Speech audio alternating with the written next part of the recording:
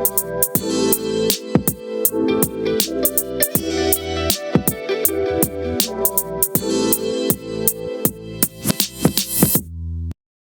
what's going on, everyone? Welcome to another episode of So NWA. This is your host, Juan Carlos. We have my brother Enrique here. How's it going? Good, man. Good. It's a beautiful day here in Northwest Arkansas. I think today it's sitting at about 65 degrees. So Yeah. I'm really enjoying that because for about a good week, we were having that thick snow and ice. So I'm really enjoying this weather right now. Yeah. Last week we had this ice storm. Hopefully, everyone didn't have any plumbing issues, as that can tend to happen. Mhm. But guys, thank you so much for coming on in, or excuse me, tuning in. But if when Enrique and I are not recording, we're out here helping our guests in their real estate needs. If you guys ever need any help in that field, me and Enrique would love to help you guys. Yeah, we'd be honored to interview for the job because at the end of the day, you have the choice to interview as many agents as you want. Just as long as we get that opportunity, we'll be honored. Yeah, no, 100%. But guys, I'm happy to introduce a good friend of mine from high school. He's a native to the Rogers, Arkansas area. After high school, he went to the Naval Academy. He was a president of his class, later becoming a Navy helicopter pilot with deployments overseas. Later to work in the House of Senate, I believe. Yes. Yeah, I believe so. Yeah. And a little bit in the Pentagon. But everyone, ladies and gentlemen, give a round of applause for John Rex Spivey. Thanks, Juan Carlos Enrique, for having me on. And a kind intro. What I always say in my intro that's oftentimes left out, I was also top 90% of my Naval Academy class. So if you do the math, I took more of the John McCain path than I did the top 1%. But I always say lead from the bottom up. So There you go. there you go. Oh, I like that. Yeah. I like that. Lead from the bottom up. Yeah, that's right. But no, I'm as you said, Rogers native, proud to be from Rogers, Arkansas, proud to be from Arkansas. And it's so wonderful to connect with folks like you, Juan Carlos, that grew up here. And it's nice that the community I left, despite the growth, we still have community here. I like that. Yes, I like that a lot. I've noticed that that's a super common response that we get from anyone that we've met, or even people that I talk to in the street. They say that our area is so kind of a tight-knit community, if you will, right? Yeah. So it's a common theme. One of the things that I want to, do in the podcast is really get some of the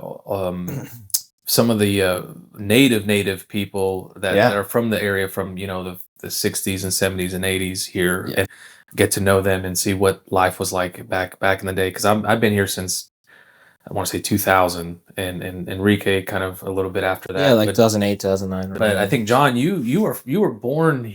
Where were you born? I was born in Rogers. Oh man, yeah, there you go. So you've seen it. I've seen it. I was born in St. Mary's Hospital. My father is from Rogers, Arkansas. My mother's from Northeast Arkansas. She's from a small town called Pocahontas, Arkansas.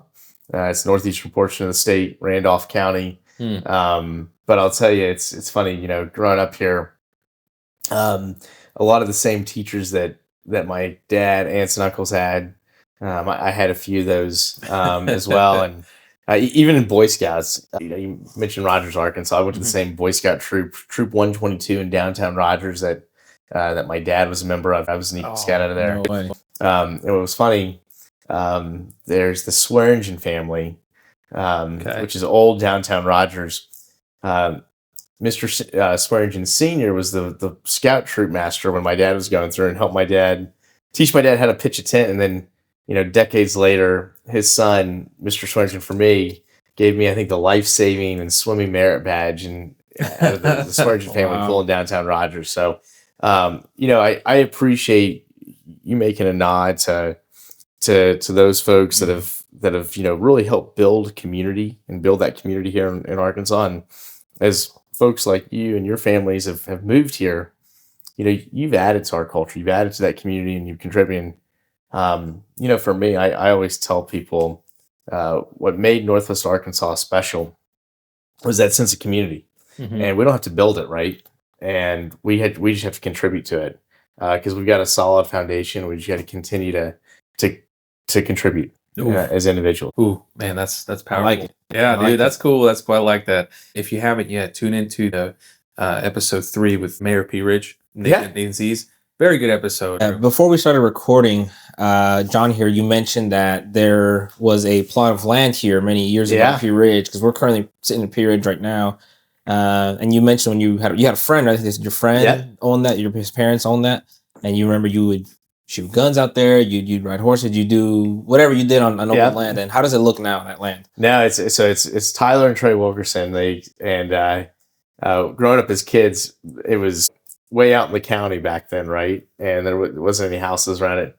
Now it's just developed. I was telling you both before the podcast, I was like, my goodness, it's long gone are the days of riding horses out here, and even fishing and on the ponds, and shooting trap and skeet and hunting. It's just it's a different look, but it's also a sign of progress. But I'll tell you, I love the growth in Northwest Arkansas. I love how this community's evolved.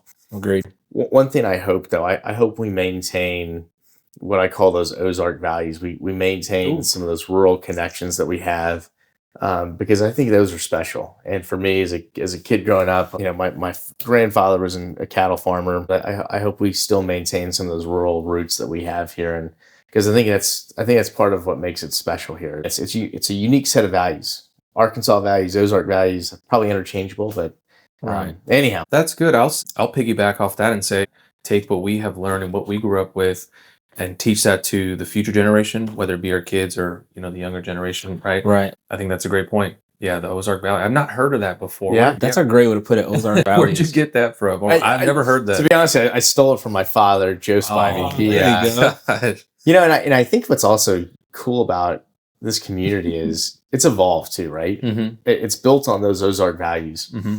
but there's been multiple different, decades of progression, right? And I think, one good example, in the 1960s, Daisy BB guns came to Rogers, Arkansas. And the folks from Daisy moved down from Michigan, and they embraced and adopted those Ozark values, but they also added to it, right? And they brought a lot of goodness in. And then we had the growth, obviously, of the three, major companies here that obviously Fortune 1, Walmart, what Sam Walton did to Northwest Arkansas, not just Northwest Arkansas, but Arkansas, the whole state and the surrounding region for rural America. He went into rural America when a lot of other folks were saying, hey, it's not in rural America. And he said, you can do things in rural America. And I think he added to that and obviously, helped put this place on the map. Right. As well as, J.B. Hunt, the Tyson's family and those companies. And I think there's been multiple iterations. I also appreciate the contributions of the Hispanic community, what they've brought to this region. And I just say what's special about Northwest Arkansas, it's strong Ozark values, Arkansas values, because people have moved here, they've adopted them, but they've also added to it. Mm-hmm. And I think it's made a special place. I agree. But it's also up to us to maintain that. Yep. And to appreciate that history, that heritage, as we look forward towards the future. I like that you mentioned that it's we have to keep reiterating that for the future, right? Mm-hmm. And so one good thing about this podcast that we're doing is that we're highlighting all these different people with different backgrounds that have these values that they grew up with, and our audience can tune in and they can apply this to their daily life, right? Yeah. And then we get to learn from our guests as well. So John, thank you again for sharing something new with us, right? Something called Ozark Values. I really, really do like that a lot. I've never heard that before. It's a great way to put it. That's really clean. I like that. But how was as we transition, how was the week for you guys, John? It was good. It's good. As you said, last week we were all snowed in. And I think like negative something wind chill. Yeah. That was not the Arkansas I'm intended to move home to, I'll tell you that. But and then this week, 60 degrees. It's beautiful weather. It's beautiful. Well, that's Arkansas for you. It can be blizzard one day, summer the next day. It's so funny. Yep. That's awesome. So you mentioned you moved back. How recent did you move? I moved back last year, so I've been here back home for about a year now. Okay. So actually, where from? I was in Washington D.C. last. Oh, okay, there you go. Awesome. Does it feel good to be back? Oh, it feels great to be back. Awesome. Yeah, I like it. Yeah. And Enrique, You're working with a client right now, right? With what, a listing or a deal or so? Yeah. So this week has been good. We met with two new buyers. We're gonna help them achieve the goal of home ownership. Oh, nice. So I was very blessed for that opportunity to meet with them, sit down with them, educate them, and be their advocate for home ownership. So we picked up these two new buyers. We did our inspection for another buyer who's going to close in, I think, 2.5 weeks. Inspection went well. Typical things show up. So we're negotiating those right now. But overall, everything is good. Oh, and a seller of mine too. He had some land, and we went under contract for my seller. So it's been a good week. That's a good week. Yeah, Yeah. It was a sunshine.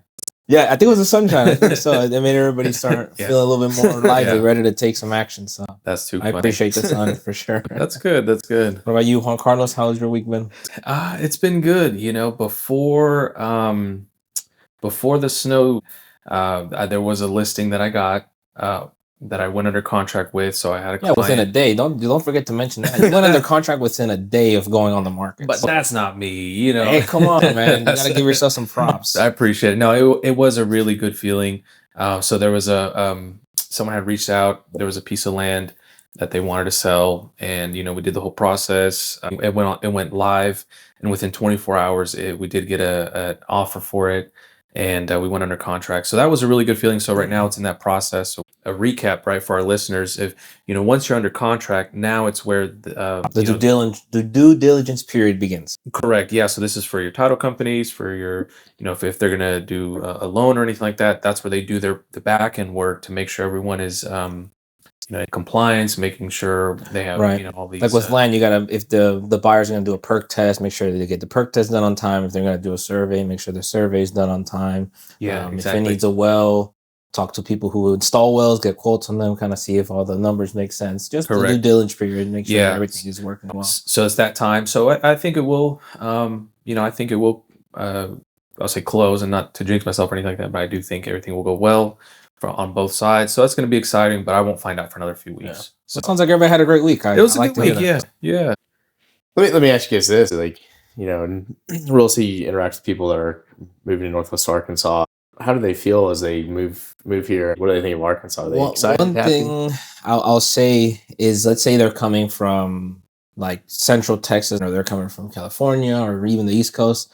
They'll see our prices, right, for our homes, and Yeah. how much the land values are, and our taxes and everything. And they'll say, "My gosh, you guys have such affordable property out here. This is nothing compared to back home, True. where it depends what region they're from, right?" But that's a pretty consistent feeling and answer that I'm getting. Wow, you guys have affordable properties out here. I can buy so much more house for more money. For less money, excuse me.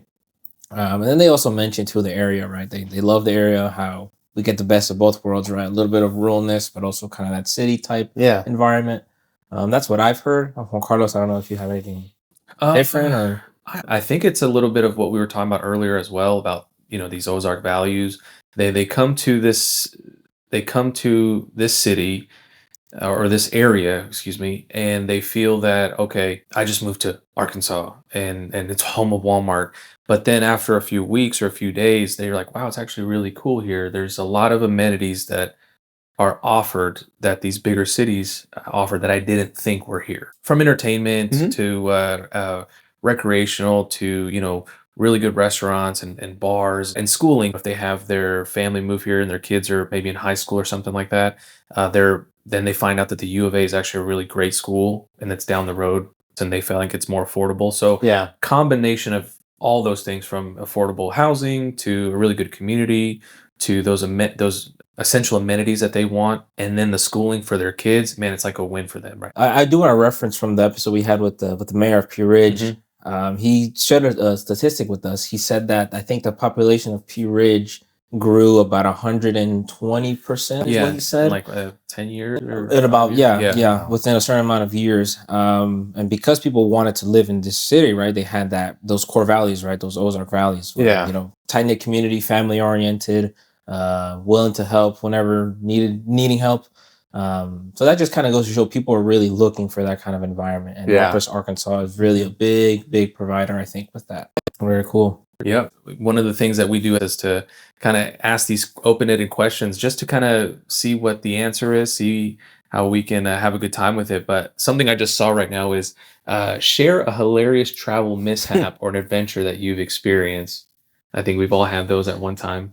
Yeah, but I'm curious to know for John's answer, because this guy, I think he's been all over the place, and he's been a busy guy, right? So I know my guy John here's got some good stories to share. I'm gonna go more on the adventure side. Okay. I like to share these stories as I reflect on my time in the Navy.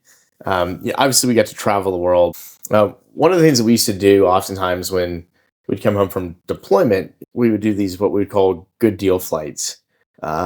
And we were authorized to do this back then. We're just gonna go fly. We're gonna get flight hours, right? So it was useful for us because we had to burn certain flight hours a month. But we'd come home and say, hey, we're gonna take our sailors out who worked very hard around the clock on deployment and show them, hey, this is a good deal flight. Thank you for your service. Welcome home to the United States. Let's do something a little bit different. That's good quality training flight time for us. Mm-hmm. But also it's a good experience for our maintenance sailors that didn't get to fly. So one of my favorite flights that we did, I don't think we're allowed to do it anymore, unfortunately. We used to go up from Norfolk, Virginia Beach, Virginia, and we could do this in a day. We could fly up to New York City, and we would land on the Wall Street pad. And you do it's a cool little helicopter flight, orbit the Statue of Liberty, land on the Wall Street pad, and do the river run up in New York City. Well, this one time, we decided to treat it like the drive-through. But obviously you're flying to New York City. What do you have to call in for lunch? A New York pizza. So 100%. So we landed at McGuire's Air Force Base, called in a New York pizza, had it delivered to the Wall Street pad. Actually, another Rogers, Arkansas connection was living in New York at the time. Ken and Julie McKenzie, and they actually dropped it off at the Wall Street pad, and so I jokingly said it was like drive-through style, New York City style, in a Navy helicopter. But it was stuff like that. Those are the things. Those are memories of the Navy that you could probably never do. Like we could never do that. Probably not.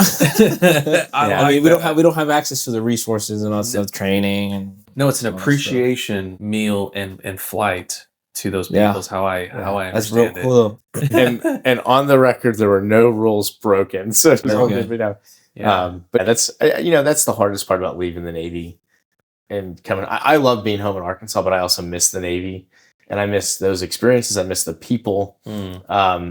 And while deploying was was a lot of work, it was those moments of camaraderie and having fun and doing things that were a little different than once in a lifetime experiences. But yeah, so I don't know if that's a good adventure or not, but I thought I'd share that. No, I think it is. It's out of your generosity and time and all those things combined that they got to experience something like that. That's the way I look at it. So honestly, they were the heartbeat of our squadron.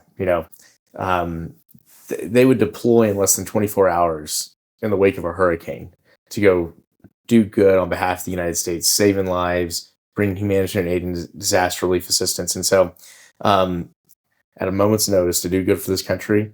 And it was those little moments where it's like, hey, let's go do something fun to say, hey, thank you for what you're doing here. And it's your contribution to our team. So 100%. It was the least we could do. I always enjoyed those flights the most. Nice. Speaking on this, just because you had brought up New York pizza, I'm a big pizza guy. I'm a Ninja Turtle, Oh yeah, that's right, yeah. So I'm going to ask this question for John and for Enrique as well. Are you a New York style pizza guy, or New York all the way, or deep dish, thin crust all the way, thin crust? All right, New York, cool. And Enrique, how about you? Yeah, if I had to, if this was my last meal, right? Okay. If I got these two pizzas sitting in front of me, I gotta go with the New York pizza. Okay, cool. Deep dish is good, but I think I would pick the New York pizza for sure. Man, I'm gonna go with New York 100% for sure.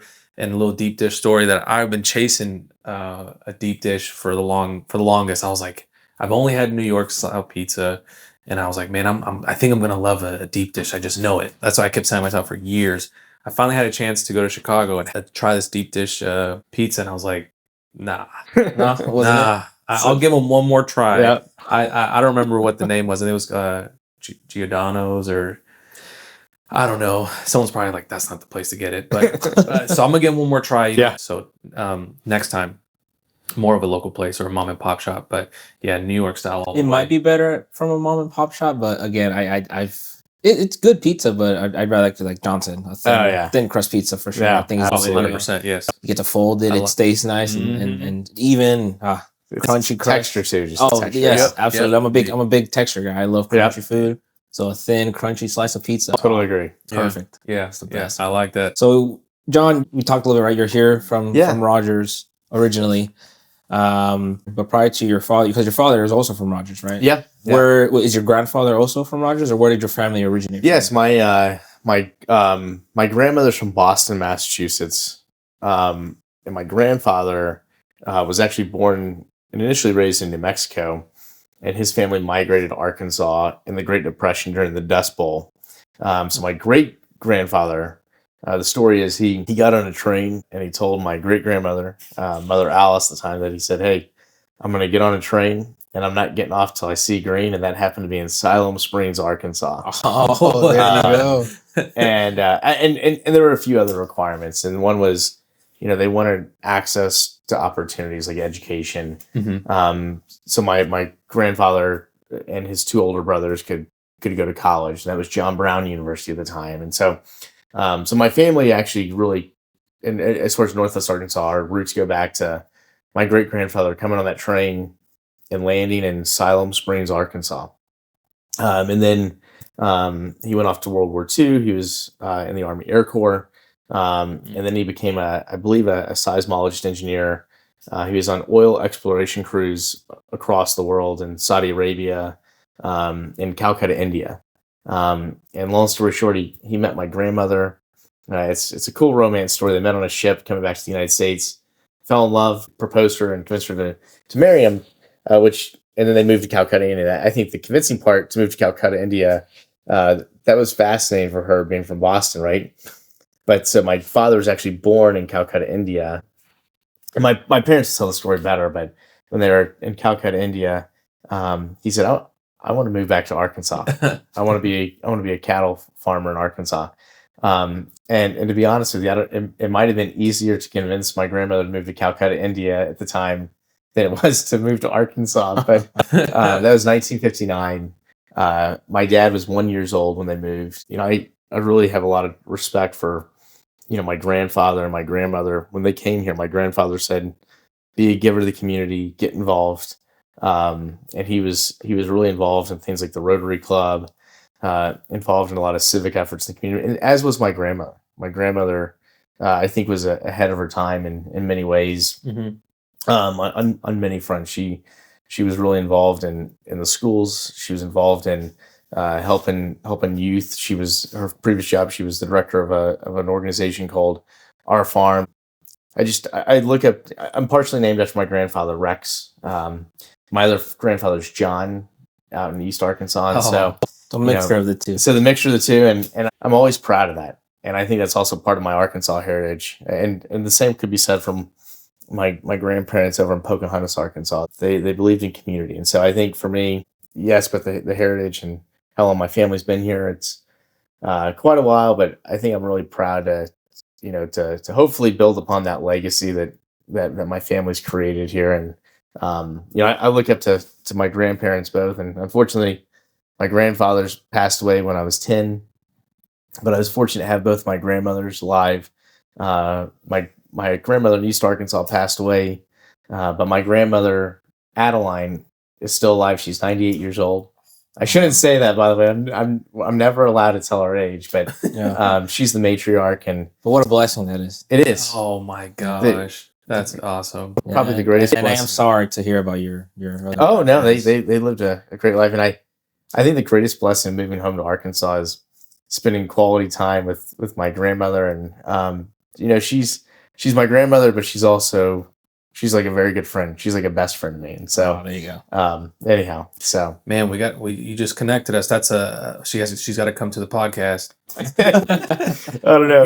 I know. She's a personality. So is she? Oh yeah. Oh man, that would be fun. Yeah.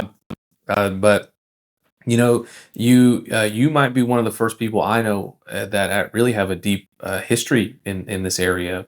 My family and I, you can say we've only been here for more or less 20 something years, but man, to go back that far, that's really impressive. That's really great. And I can only just see that I think you're going to continue that history too.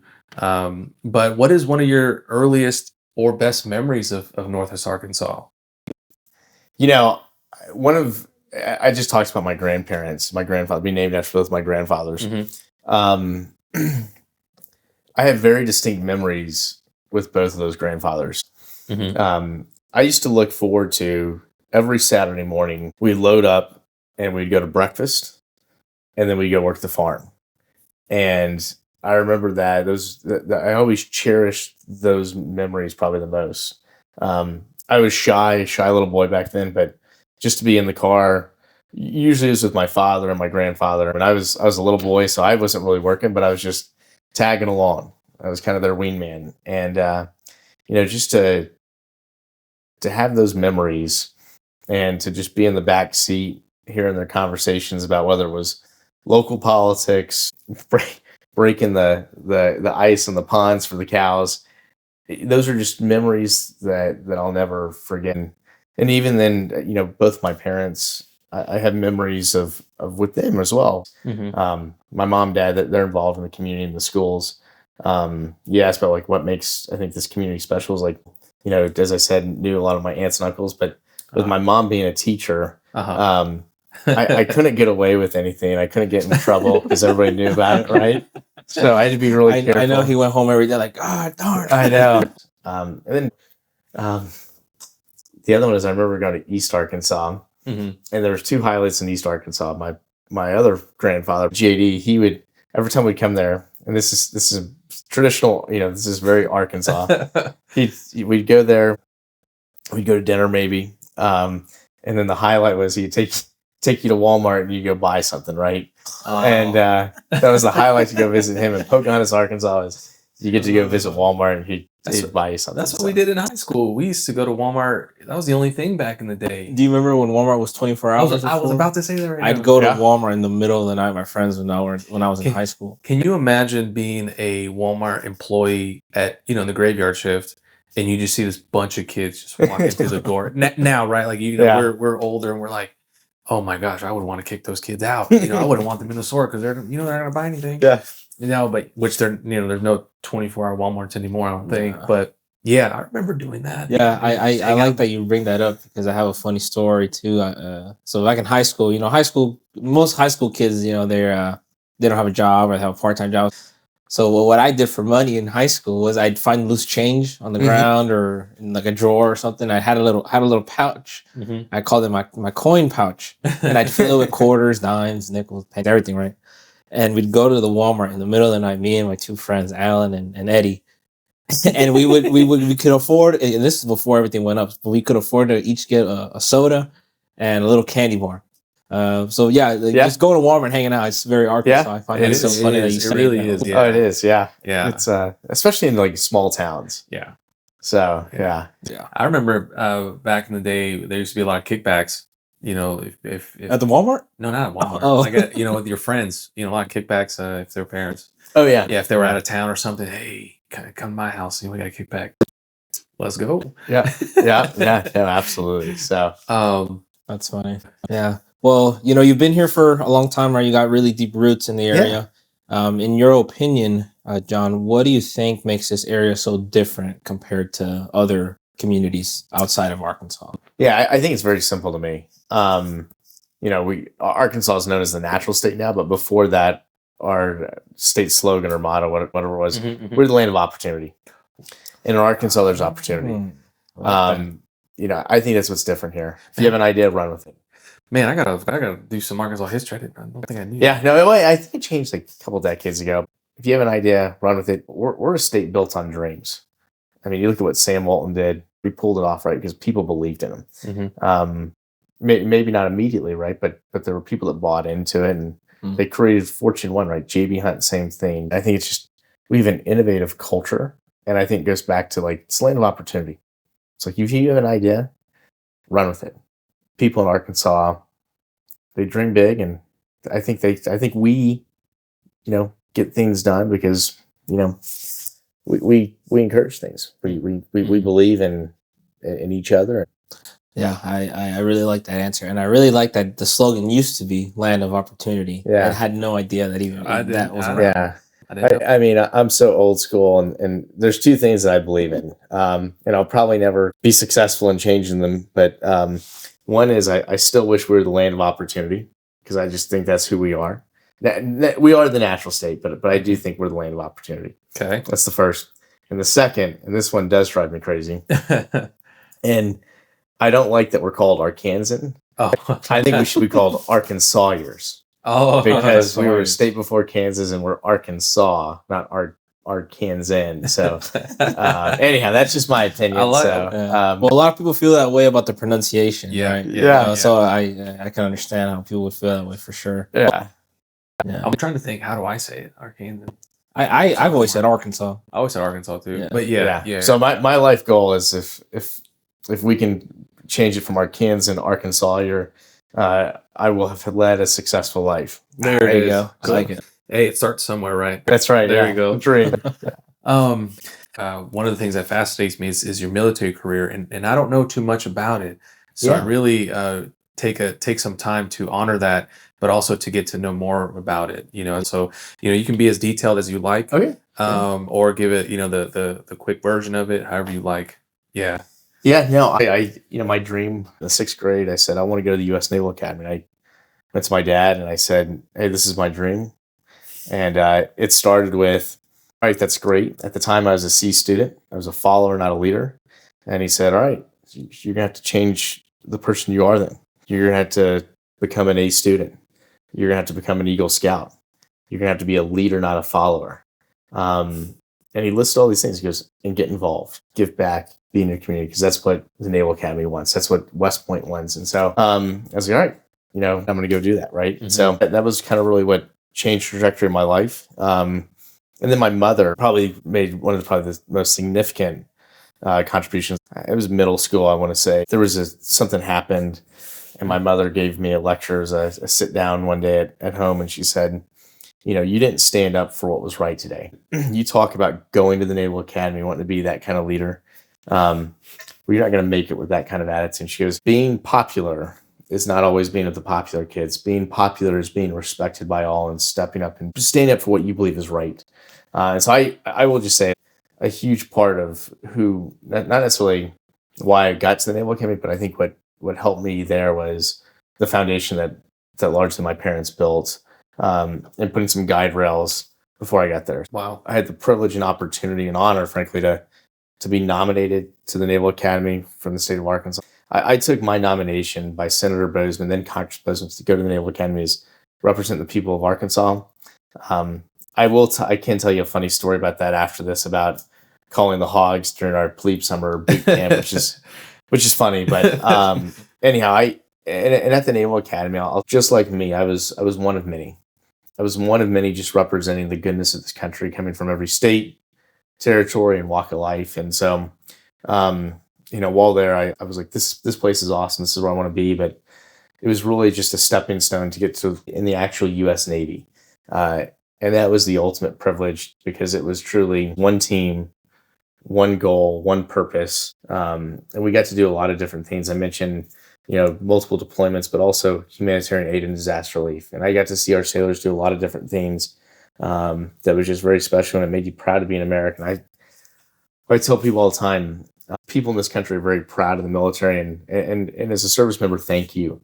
Thank you to the taxpayers, because we appreciate that you appreciate us, but in turn, if you were to only see a fraction of what our service members do, you too would be proud of what your taxpayer dollars are hard at work doing. It was a privilege to also serve. Fortunately, I was a helicopter pilot. Mm-hmm. That was fun, but the real highlight of my career was being with people in the Navy. After my tour, you mentioned Capitol Hill. I worked for Senator Collins from Maine. One of my best bosses I ever had. Senator Collins used to talk about what's the process, what's the precedent, because when you stick to process and precedent, it's hard to challenge integrity. And so had a tremendous amount of respect working for her, and I learned a tremendous amount. And then after my time in the Senate, went back to the Naval Academy. I worked in the Center for Academic Excellence. So I was a perfect fit to work there because I probably should have spent more time in the academic center as a student there, but worked there, which was an awesome experience to work in higher education, and to work at the Naval Academy in a different lens. It's one thing to be a student there, but then to go back and to be a military officer there, and the opportunity to maybe invest in somebody, to make them the best version of themselves, to be a leader for our sailors and Marines. Was an incredible experience. I worked for a gentleman by the name of Dr. Bruce Bukowski. Doc was a old football coach out of Wisconsin, which I think was why he was so good at his job in the academic center. Was because he knew how to give tough love and get kids in there, get them help. I'll just say another great boss in the sense of I had all these military operations. It was uniform, leadership. I learned as much from working for people who didn't wear a uniform as I did for those working in uniform. And I think that's important because we all have something to learn from one another. Dr. Bukowski, as I said, he knew how to get kids in there who needed help, but he also knew how to lift them up. And I think that was kind of like that football coach in him. But he used to always talk about numbers, data, numbers. Numbers don't lie. Yeah, Numbers they don't don't. lie. So, Don't lie. So he used to always say, hey, our success has to be numbers. We have to go get kids in here that are struggling. We have to go get kids in here that want to be Rhodes Scholars so we can help them get to the next level, right? Again, another great experience, another good touch point. And then from there, it was COVID-19, and me and my peers from the Naval Academy got together and said, hey, what can we do to make the Navy better? And we realized that there was, in a bureaucracy, which the Navy is, sometimes the best ideas don't make it to the top. And it's not a fault of anybody. It's hard to get ideas to the top because it's just a big organization. And we said, hey, junior folks have great ideas and senior leaders want to hear those great ideas. And vice versa. There's also senior leaders that have great perspective and wisdom and make decisions that sometimes the junior officers and the junior folks in the Navy don't have that perspective. So we said, hey, how do we create a platform that delivers innovative ideas from junior folks and take it up to senior leaders? But also, how do we give senior leaders the platform to give perspective back to the junior folks? I came up with this thing called the Naval Junior Officer Council. We spelled council SEL, not CIL. And the premise of that was we all have counsel to give, but more importantly, the capacity to receive it. So we wanted to build dialogue. So faked it till we made it. And in December of 2020, the Chief of Naval Personnel, so the admiral in charge of people and talent, and the Chief of Naval Research endorsed it. And they said, all right, we love this. Come build it. And that was the hard part. It was one thing to make the pitch and to get them to sign off. And we're like, oh boy, what do we do now? What do we do now? We got it. But it was an awesome experience. And so I was pulled in. Fortunately, my peers chose me to be the first director of it. My classmate, Adam Johnson, supply corps officer, it was his big idea. And he had to go on deployment, actually. So he let me be the first director of it. I worked with my other classmate, Craig Veach. And together we built something, and I'm proud that it's still going today. It's across probably 7 communities in the Navy, and you have surface warfare officers, ship drivers, submarine officers, pilots, and intelligence officers, all these different communities in the Navy coming together at junior rank saying, hey, let's work together. I hope we built a solid foundation. I had to leave it, but it was an awesome experience. And what I will say is, people talk about, hey, it's hard to innovate in bureaucracy. It's hard to change things. And I give a lot of credit to Navy leadership and to the admirals that gave us a chance. What we learned in that process was, we have a lot to learn from one another. And, it was, I even think from a junior officer perspective, we probably learned a lot more from the senior officers than they probably learned from us. And the senior officers would probably say the opposite as well. We've got to bring generations together. All of these generations, we have a lot to learn. And in this era of emerging technology, sometimes put the cell phones down and engage with people that come from a different generation. Mm-hmm. That was my career in the Navy in a nutshell. Wow. It was awesome. It was an adventure every day. Taking the uniform off wasn't easy, but as I say, take it off not because you're running from it. Take it off because you're running towards something else. I'm running towards something else. Ooh, okay. That hasn't quite hit yet, right? Okay. but I'm working on it. So Cool, man. Well, let me just say first and foremost, and apologies for not saying it earlier, but thank you for your service Thank you. to us, the U.S. people, to our country, Definitely. and to all of our listeners here who truly do appreciate our military. Right, we thank you for your service and your Thank you sacrifice. for your service. No, thank you.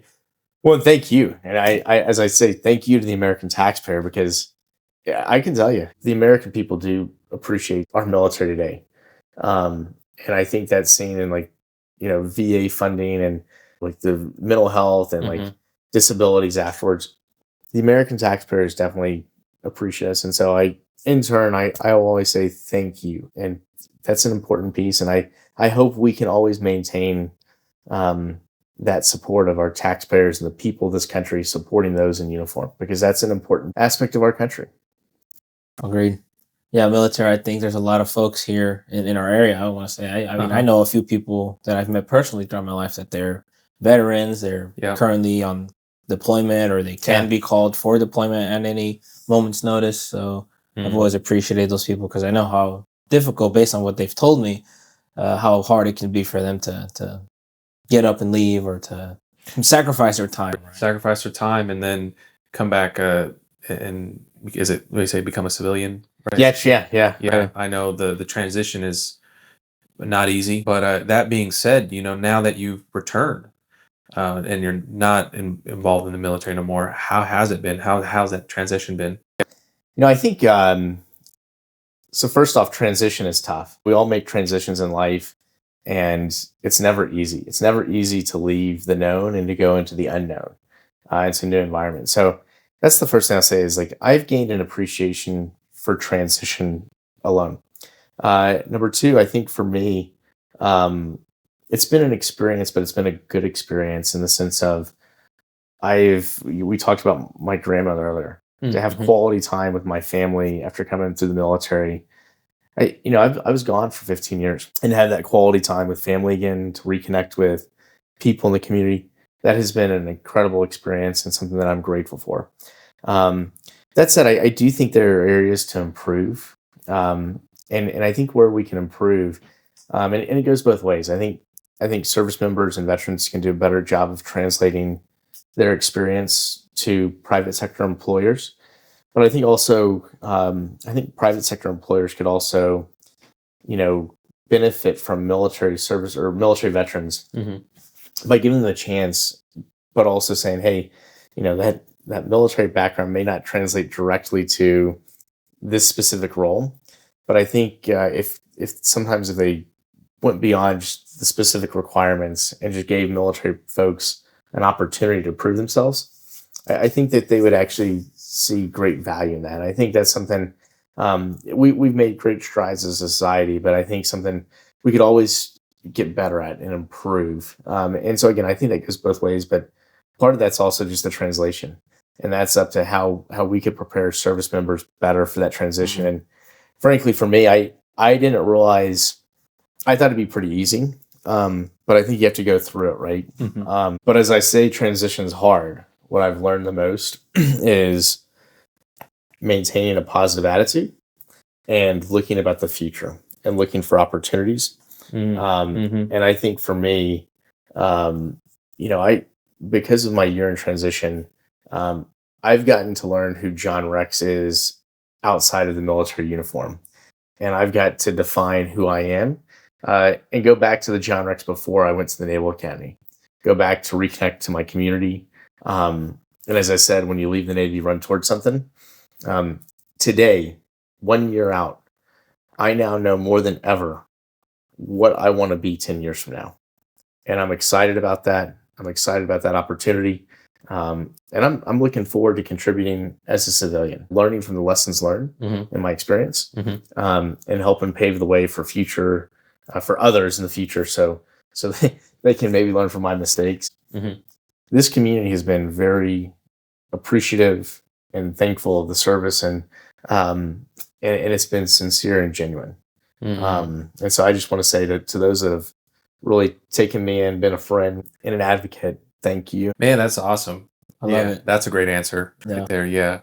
And you have our support in any way. Yeah. Enrique and I, like I was telling you yesterday, I was like, man, I'm so excited to get to meet John Rex. Yeah. Yeah. Your story. he kept telling me that your story would be really interesting, and I think it really did live up to the expectation that he was sharing with me, right? Because you have so much experience and such, an interesting background, right? Not a lot of people have done what you've done, right? Like people that we can meet, right? Not to say that other people have that background, but it's interesting to sit down with somebody who was really involved, right? You started this program with the Navy, right? Helping other people in the Navy. Right?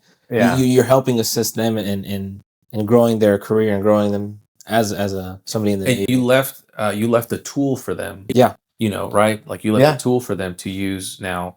And I think you have that ambition to also continue that now that you're outside of the Navy. But to be honest too, you really have a good set of parents that have really set a tone, in my opinion. No. They have, and thank you both for saying that. And I think you're right. I think in the sense of you're right about my parents. Yeah. And as I said, I was fortunate. I was fortunate to have a good set of folks, parents behind me, and even a good community behind me. And so.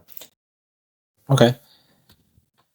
So, John, we talked a little bit about your military background and what you did before, during, and after. And I'm just curious, is there anybody that you'd like to give a shout out to, generally speaking, a team, friends, family member? Who do you have in mind that was a big advocate for you? Oh, boy. So shout outs are hard because there's so many people, right? Right. Yeah. So I'll start with this. I will give a huge shout out.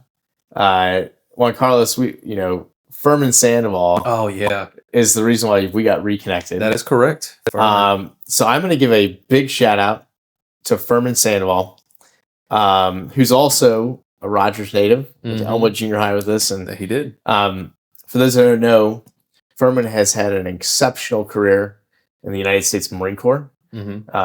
He was part of, and I think I can say this, he was part of the presidential Marine Corps Helicopter 1 team. He was. In Washington, D.C., where he and I got reconnected.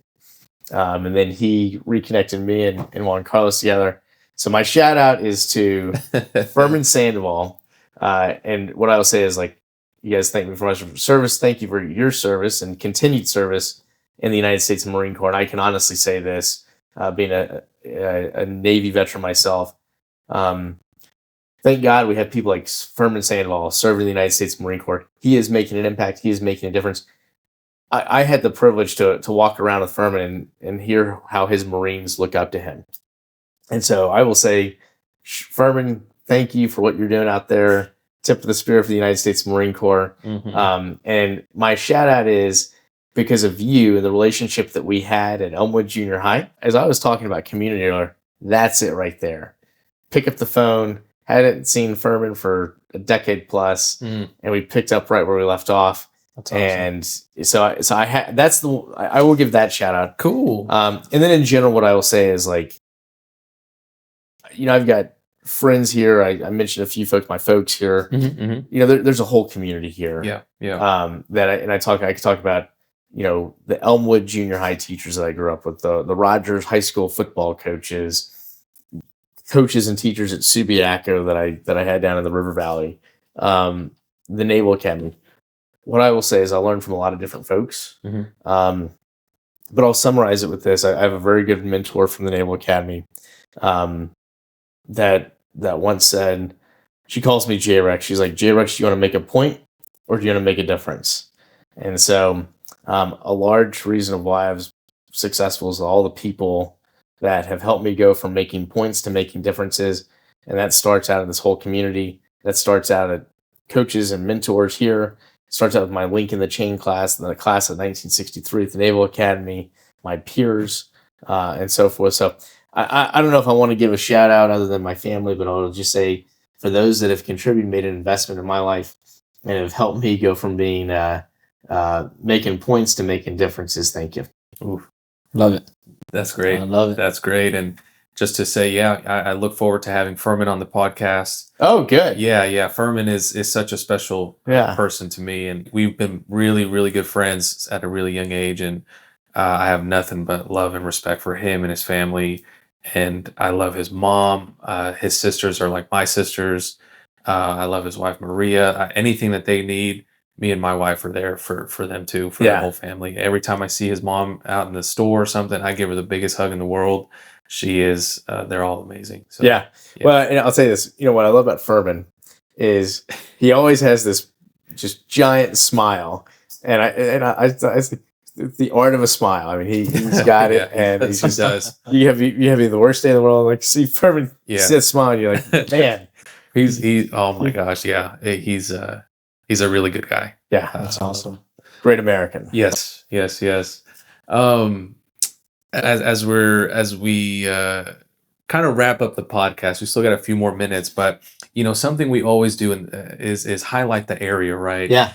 We always want to give even a shout out to the area to say, hey, what's one of your favorite things? When you have family or friends for the first time come to this area, even maybe if it's your military buddies or people you've met or and they've only been here for a little bit. What do you tell them about this area? What do you say about it? I used to have this Arkansas pitch that was pretty wide ranging, but part of the Arkansas pitch is I tell all my buddies that Arkansas is the golden triangle of barbecue, because up to the north you have Kansas City, over to the east you have Memphis, and down south you got Texas, and in between it makes up this beautiful triangle called Arkansas, where the best barbecue in the world is made. So when people come visit Arkansas, I'm like, you've got to have Arkansas barbecue. And maybe some fried chicken and fried fish. So I think that's man, he mentioned fried chicken. That's my favorite food right there. I love fried chicken. It's really good. It's good. So. Do you have a spot specifically for barbecue? Because I know for us, a lot of people mention Wrights. I don't know if you have. Wrights is good. I since I've been home, I've started smoking myself, so I like trying. Yeah, but no, Wrights is good. A whole hog is good. I mean, I it's hard to go wrong. Out in East Arkansas, there used to be a restaurant called Couch's Barbecue, and that was really good. So I just like Arkansas barbecue. So Wrights, the Wrights is hard to beat, obviously, and so yeah, it's good stuff. All good stuff. Yeah. And for fried chicken, I love Neil's Cafe. I love that place. Have you not been there? No. So it's like a breakfast / lunch type business. They've been here for a long time now. I don't know how long. I think since the 60s or 70s. Yeah. Long time. Up in Springdale, you just go all the way up on 71B. You keep on going, and it's a pink building. It'll be on the right hand side if you're going into Springdale from Rogers and Lowell. I think I know when you said pink building. This one building is it by the hospital? I think it's a little bit before. No, I can't exactly remember. Okay. I'll just. It is. It's by the hospital. Okay. Yes. But I would recommend checking it out. Neil's Cafe. It's Neil's good there. I love it there. Montney chicken's good. Are they still around Montney chicken? Yeah.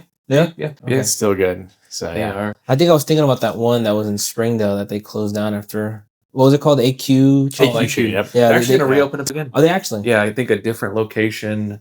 This is what I heard, or I felt like I saw in the news that they closed that location down. Now it's a car wash. Yeah. But I think they're going to open up a new location somewhere else in the area. So because that'll be cool. Springdale's their home or whatever. So yeah. Well, as I tell you, if you come to Arkansas, you got to get barbecue, probably some fried chicken, maybe fried catfish. I'm going to use that. That's pretty good. Yeah. I like that. The golden triangle of barbecue. Yeah, that's good. I exaggerated a little bit, but it's but why not? I mean, you might as well, right? An Arkansas tall tale. That's all it is. You're just advocating for your statement. Yeah, that's exactly right. Yeah. Nothing wrong with it. So, what else is one of your favorite local spots here? Well, you came in with Confident Coffee. I see. Confident Coffee. I like. Yeah, so it's a good coffee shop. I like the coffee world. I do like Onyx a lot. I will say this, and this is something I miss some of the old establishments. Okay. Like Tail of the Trout back in the day was the best. In fact, you wouldn't even believe it anymore. It was on top of like this hill. And they shaved off that mountain or that hill, and they're building the new Whole Foods there. And it was just a fantastic restaurant. I know what you're talking about now. Yeah. Yes. The Core Brewery used to be up there. And yes. It was there. Mary Maestri's back in Tawny Town. It was another favorite. And these are places I went with my grandparents. I love Westerners Cafe in downtown Rogers for breakfast. I love that place. That's one of my favorite places to go. I love it. It's just a good greasy spoon breakfast, and absolutely love it. Huh? He is not lying, dude. They've been around for a long time too, and they do a really good job at it. And you walk in there and it's like Arkansas. That's what I like. Yeah. I also like, and I've not been since I've been back. I've as much as I want, but Mama Z's in Tawny Town is an Italian. It's solid. Is that like going towards the back? Going towards like Oklahoma, if like you go. I see. Okay. And so I that was a childhood favorite.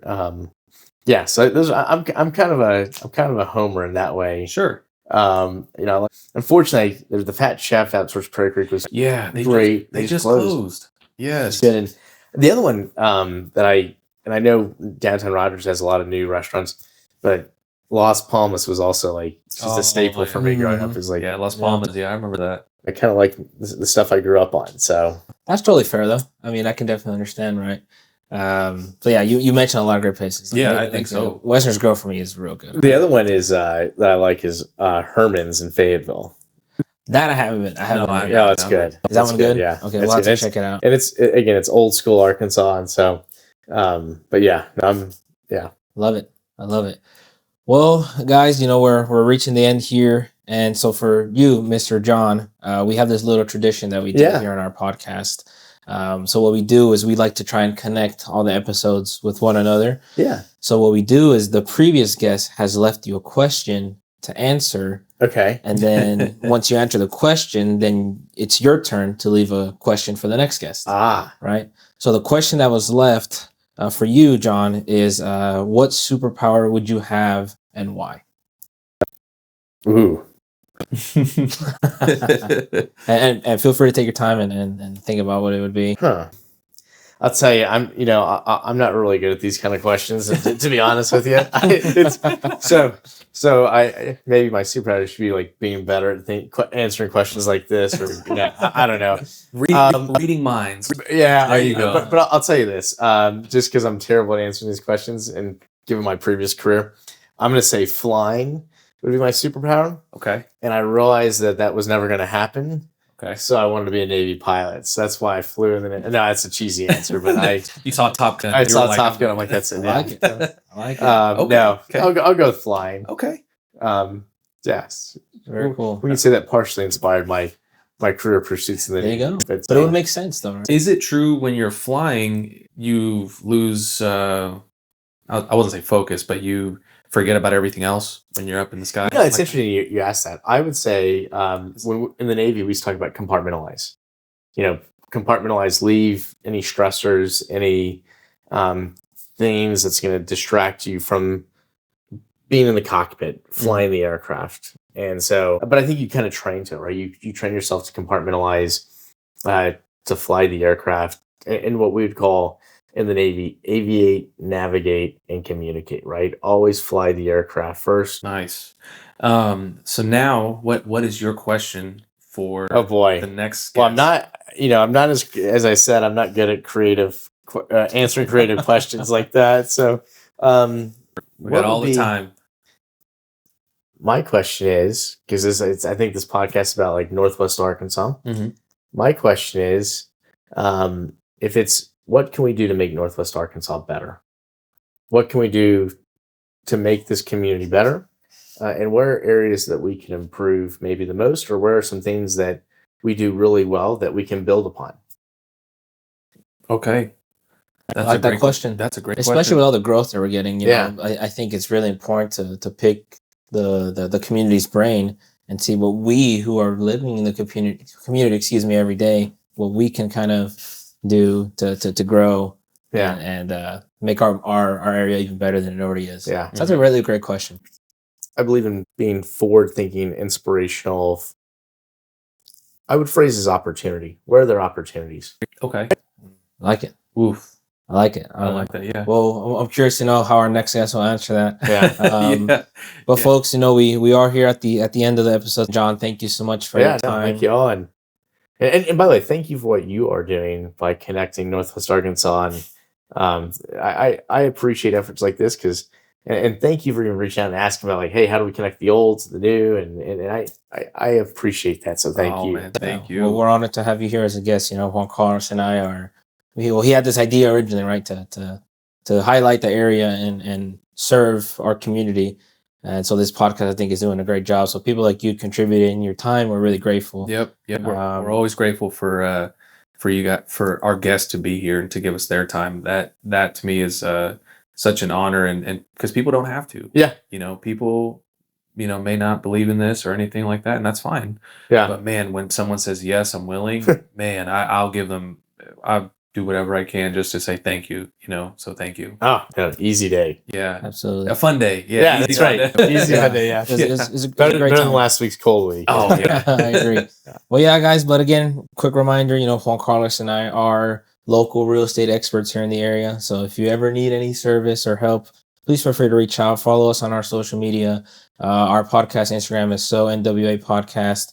And yeah, guys, thanks for tuning in, and we hope you guys have a wonderful week. Everyone, take care, and we'll catch you on the next episode.